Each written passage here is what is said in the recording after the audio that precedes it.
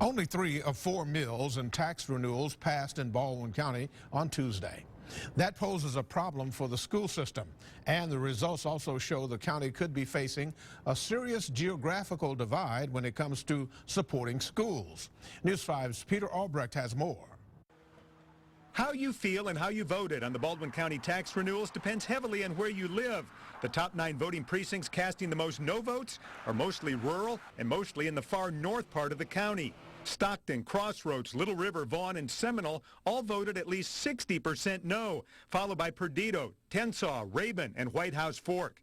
John Gray is a political strategist who has worked on school funding campaigns across the state. The rural areas that need the money most, they're voting against it. 10 precincts voted 60% or more yes. 9 are on the eastern shore, from Spanish Fort to Point Clear. These are some of the same communities that had more of an appetite last year for additional school taxes. It's a real geographical divide, and it has many in Baldwin County concerned that there will now be renewed talk of breakaway school systems on the eastern shore. City leaders in these areas are going to start that question saying, wait a minute, we're paying a huge portion of Baldwin County's education taxes, and these other people, they don't want anything to do with it.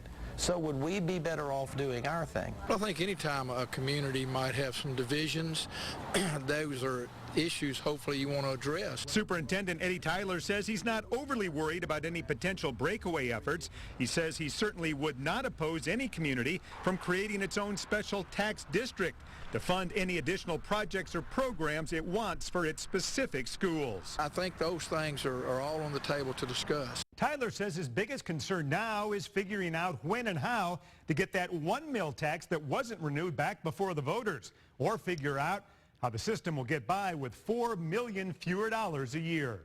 Peter Albrecht, News 5.